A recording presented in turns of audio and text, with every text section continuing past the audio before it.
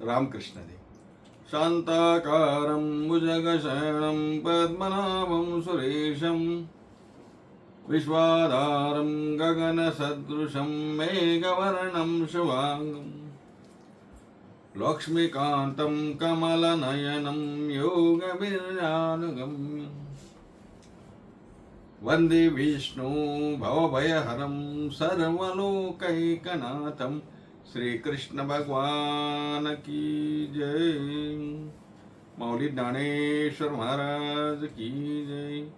जगद्गुरु तुकाराम महाराज की जय. शांती ब्रह्म श्री संत एकनाथ महाराज की जय. परम पवित्र पावन अशा अधिक मासामध्ये अधिक मास महात्म्य कथा याचा विचार आपण करतो आहोत. अधिक मासाची ही कथा नैमिषारण्यामध्ये सूत पुराणिक ऋषी इतर ऋषींना सांगत असताना म्हणतात की ऋषीमुनींनो, ही कथा नारायणाने लक्ष्मीला सांगितली, तीच कथा मी तुम्हाला सांगतोय.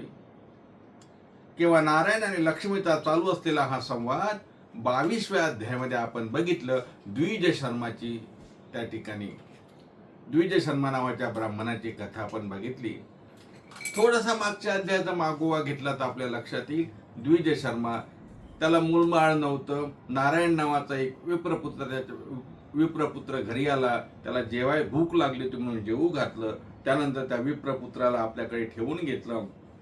5 वर्षानं एक मुलगा झाला. त्याच्यानंतर 5 वर्षानं मुलगी झाली. त्या मुलामुलीचं भविष्य नारायण नावाच्या त्या विप्रपुत्राला, जो ही मुलं व्हायच्या अगोदर घरी आला होता, त्याला माहिती झालं. कारण त्याने सटवीच्या तोंडातून सटवीच्या मुखातून ते ऐकलं होतं. इथपर्यंतची कथा आपण बघितली. ब्रह्मलिखित चुकत नाही महाराज. ब्रह्मदेवानं लिहिलंय ना हो कपाळावरती, ते चुकत नाही. सटवीने ते सांगितलं, ते घडायला लागलं. द्विज शर्माचा जो मुलगा आहे त्याचं नाव संभ्रम. त्या संभ्रमाला पुढे जाऊन आपल्याला माहिती आहे, संभ्रमाचे आई वडील वारले.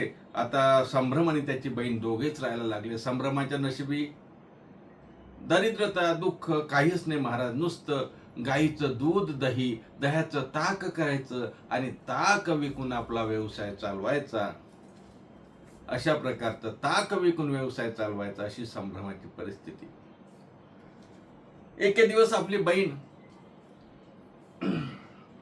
नदीवर पाणी आणण्यासाठी गेली. सुंदर होती, लावण्यवती होती, गोड होती बघा. सुंदर लावण्यवती असणारी ही युवती नदीवरती पाणी आणायला गेली. तिला वेश्येचा तळ तिच्या नजरेला पडला. कुणी एका वेश्येने तिला जवळ बोलावलं. तिचं लावण्य बघून तिने आपल्या मोहवशात तिला घेतलं आणि तिला सांगितलं, चल आमच्या सोबत. काय करते इथे राहून? त्या सौंदर्यवतीला बिचारीला माहिती नाही. ती सोबत गेली आणि नंतर तिला या वेश्या व्यवसायामध्ये ओढवून घेतल्या गेलं महाराज. इकडे भाऊ आपला विचार करत बसला की बहीण गेली, अजून आलीच का नाही, हा विचार तो करत बसला. इथपर्यंतची जवळपास कथा 22व्या अध्यायामध्ये आली आहे. आणि त्यामध्येच जेव्हा संभ्रमाचे आई वडील वारले, तेव्हा नारायण नावाचा जो विप्रपुत्र होता, जो आपल्या त्या ब्राह्मणाच्या घरी आला आणि त्यांनी त्याचा सांभाळ केला, तो नारायण पुत्र घर सोडून निघून गेला. कारण आई वडील गेले, ज्यांनी आपल्याला मुलासारखं सांभाळलं, जे माझ्या गुरुसारखे होते, गुरुमातेसारखी आई होती, ती मला सोडून गेली. म्हणून त्यानेही घर सोडलं आणि तो तीर्थयात्रेला निघून गेला. इथपर्यंतची जवळपास कथा आहे. त्यानंतर 23व्या अध्यायामध्ये जी कथा आली, ती कथा संभ्रमाच्या बाबतीतली कथा आहे असं म्हणण्यास हरकत नाही. काय? संभ्रम हा द्विज शर्माचा मुलगा. आपण आता मागच्या अध्यायामध्ये थोडासा विचार केला तर बघितलं, हा संभ्रम काय करतो? एक गाय आहे. गाईचं दूध, दही काय असेल ते दूध घ्यायचं, दुधापासून दही बनवायचं, दह्यापासून ताक बनवायचं, ताक विकायचं आणि ताकापासून मिळणारे जे पैसे आहेत त्या पैशावरती आपला उदरनिर्वाह करायचा. असं गरिबीचा जीवन जगतो. एक होती आपली बहीण होती, ती बहीण पण निघून गेली. उदास बसायचा महाराज, काय सांगा, उदास बसायचा. एक गरिबी, नुसतं ताकावर त्या व्यवसायावर चाललंय सर्व. पण काय करा, विधिलिखितच तसं आहे ना, ब्रह्मदेवाचं विधिलिखित चुकत नाही ना. असं आपला ताक विकून उदरनिर्वाह करण्याचा व्यवसाय चालू. नारायण आपला तिकडे तीर्थयात्रेला गेलेला, बहीण आपली वेश्या व्यवसायाला लागलेली, कुठे गेली माहिती नाही. अशा परिस्थितीमध्ये 10-12 वर्षांनी आपला नारायणाला आठव झाला, स्मरण झाला. महाराज, माणसानं कृतज्ञ असावं, कृतज्ञ असू नये. जे आई बापांनी मला सांभाळलं होतं, ज्यांनी मला मुलासारखं प्रेम दिलं, जे माझे गुरु बनलेत, त्यांचा आठव नारायणाला झाला. आणि असं वाटलं, काय करत असेल त्यांचा मुलगा आणि मुलगी. त्यांचं विधिलिखित तर वाईट होतं. काय जावं का त्यांच्या गावी, एकदा बघावं का त्यांना. कारण शेवटी आपल्या गुरूंचे पुत्र आहेत ते, गुरुची पुत्री आहे ती, गुरुची कन्या आहे. ज्यांनी आपल्याला वागवलं त्यांची ती मुलं मुलगी आहे, म्हणजे आपली भाऊ बहीण आहे. नारायण 12 वर्षाच्या तीर्थयात्रेनंतर फिरत फिरत त्याच गावी आला महाराज. आणि द्विज शर्माचं जे घर होतं त्या घरी गेला. पाहतो तर संभ्रम तिथे होता. संभ्रमाच्याकडे गेला. संभ्रमाला त्यांनी आई वडिलाची आठवण सांगितली. मी इथे राहत होतो, मी नारायण, माझं नाव नारायण, अरे तुम्ही लहान होता वगैरे सर्व सांगितलं. संभ्रमाला सुद्धा आपल्या आई वडिलांची आठवण झाली. संभ्रम म्हणतो, का हो, जेव्हा आता, पण याला माहिती होतं नारायणाला यांच्याकडे जेवायला काही नाही महाराज. अहो, ताक विकून कुठं पोट भरतो का हो, काय करावं. आमचे नारायण म्हणतात, संभ्रमा, मी आत्ताच जेवण करून आलो. कारण त्यांनी परिस्थिती जाणली, इथं जेवायला काही नाही. तरी संभ्रमाने त्यांना थोडं दूध दिलं महाराज. दूध पिलं आणि नारायणाने सांगितलं, संभ्रमा, काय रे, काय चाललंय तुझं. म्हणे, काही नाही, माझं असं असं चालू आहे, परिस्थिती खूप वाईट आहे, बिकट आहे. अशा परिस्थितीमध्ये जीवन जगतो. माझी बहीण निघून गेली. आता नारायणाला ही माहिती होतं, महाराज विधी लिखितच आहे, ब्रह्मानं लिहिलं आहे, भोगावाच लागतो. भोग भोगावाच लागतो ना. भोगतो ना गडे संचिता वाचून आपल्याला माहिती आहे. पण हा भोग सुद्धा तुकोबाराय म्हणतात, ज्ञानोबाराय म्हणतात, नाथराय म्हणतात, आणि पोथी पण सांगते, भोग सुद्धा नष्ट होऊ शकतो. एखाद्यानं त्यांनी भोग प्रारब्धाचा नाश झाला की नाही, झाला ना, पण कशाने झाला, हरी कृपे त्याचा नाश झाला. हरीच्या कृपेने त्याचाही नाश होऊ शकतो. नारायणाला पक्क माहिती आहे. नारायण म्हणतो, अरे यातूनही मार्ग निघेल. म्हणजे काय मार्ग निघेल, काय करू मी, सांगा ना. बघ, उद्यापासून अधिक मास चालू होते. अधिक मासामध्ये व्रत नियम अनेक सांगितले आहेत, पण गोदाना एवढं पुण्य नाही. तुझ्याकडे काही दान करायला आहे का. म्हणजे माझ्याकडे काहीच नाही. मग ही जी गाय तुझ्याजवळ एक गाय आहे ना, ही उद्या सकाळी उठ, आंघोळ कर, देवाची पूजा कर, गावातील विप्रांना बोलाव आणि एखाद्या विप्राला बोलवून त्याला ही गाय दान देऊन टाक. गोदानाचं पुण्य तरी होईल. आता संभ्रमाने नारायणावरती विश्वास ठेवला. नारायणा, तुम्ही माझे मोठे भाऊही आहेत आणि माझे गुरुही आहेत, तुम्ही म्हणाल तसं. आणि दुसऱ्या दिवशी उठला, आंघोळ केली, गावातल्या ब्राह्मणाला बोलावलं, गाय दान दिली, काय असेल ते दक्षिणा दिली, नमस्कार केला. गावातले लोक हसायला लागले, महाराज आता कसं तरी गाय होती तर ताक विकून तरी जगायचं, आता काय जगेल. असू द्या म्हणे गेला. इकडे वरते नारद मुनी बघतात, अरे यांनी गाय विकली, याच्या नशिबात तर लिहिलं आहे की गायीचं जे गोरस आहे त्याच्यापासून ताक बनवलं आणि विकेल. मग गायच नाही तर ताक विकेल कसं, ताक विकून जगेल कसं. ताक विकून जर जगणार नाही तर मग ब्रह्मदेवानं लिहिलेलं चुकीचं ठरणार. नारद मुनी गेले ना ब्रह्मदेवाकडे सांगायला, ब्रह्मदेवा असं असं झालं म्हणे बाबा, त्यांनी गायीचं दान केलं अधिक मासात, आता कसा ताक विकेल, म्हणजे तुझं भविष्य खोटं ठरलं. ब्रह्मदेव म्हणतात, असं आहे का, बरं बरं, काही हरकत नाही. ब्रह्मदेवाने एका सावकाराचं रूप घेतलं आणि 10 गायी घेऊन गेला. आणि त्याने त्या ब्राह्मणाला म्हटलं, हो हे घ्या, मी तुम्हाला गोदान करायला आलो आहे, या 10 गायी मी तुम्हाला दान करतो. एक गाय दान केल्यानं 10 गायी याला मिळाल्या. यांनी घेतल्या, हाही ब्राह्मणच होता, यांनी त्या दान घेतल्या. 10 गायीचं दूध दुभतं सुरू झालं. नारायण पुन्हा घरी आला. नारायणानं म्हटलं, अरे संभ्रमा, हा ठीक आहे ना, तुला एक गाय दान दिली तर 10 गाय मिळाले, एवढं पुण्य असते गाय दानेचं, गोदानेचं. एक काम कर, या 10 गायी दान कर. दुसऱ्या दिवशी त्याने गुरुची आज्ञा म्हणून, भावाची आज्ञा म्हणून सकाळी उठला, आंघोळ केली, ब्राह्मणाला बोलावलं, 10 ब्राह्मणाला 10 गाई दान दिल्या, होते नव्हते पैसे दिले.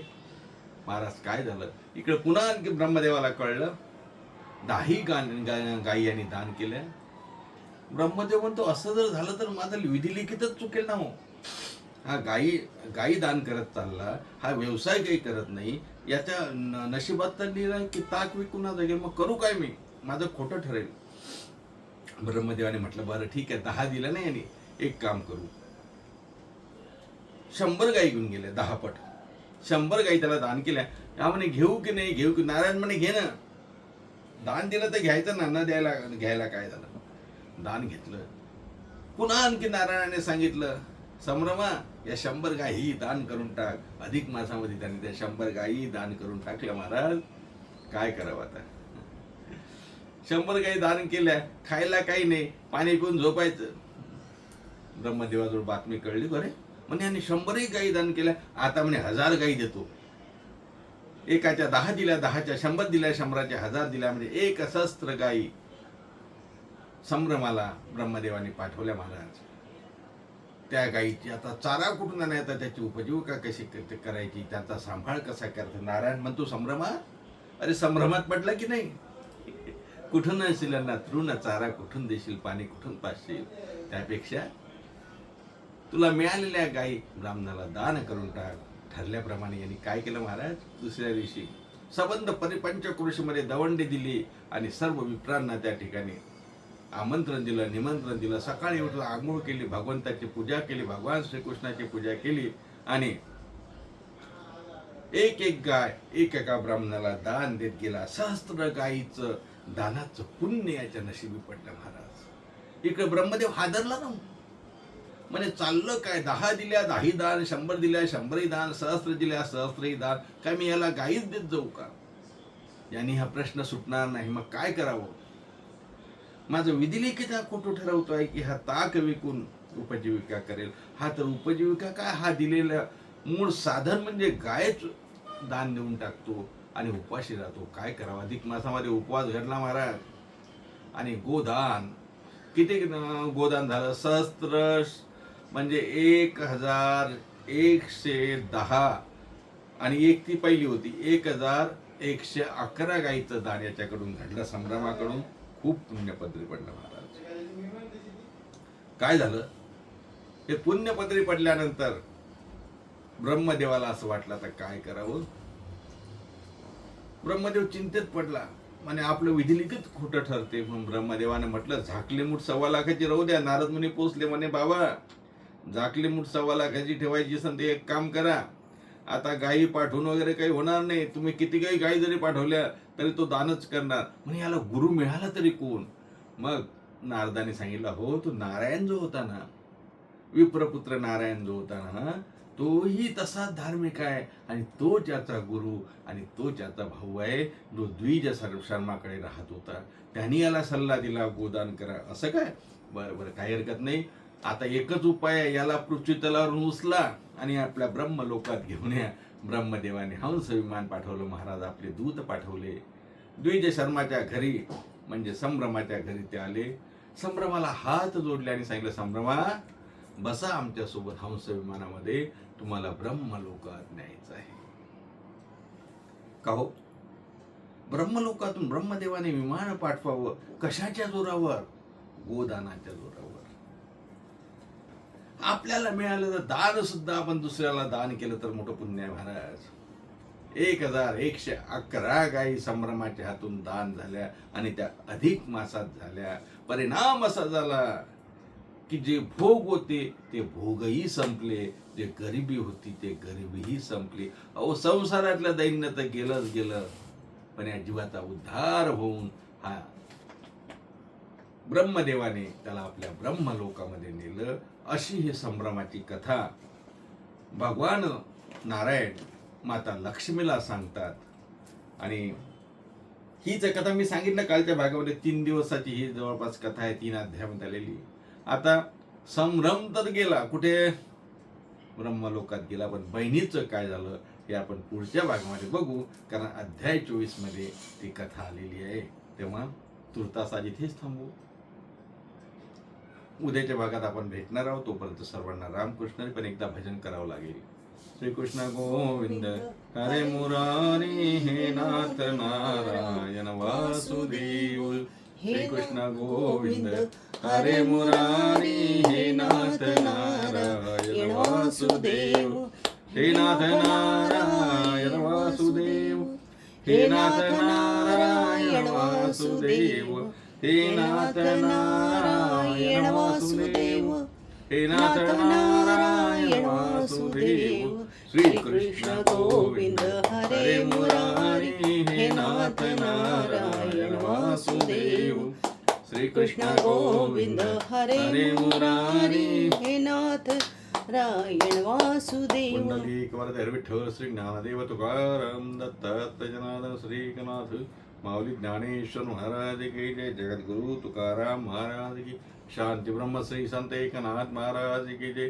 श्री कृष्ण भगवान की जय.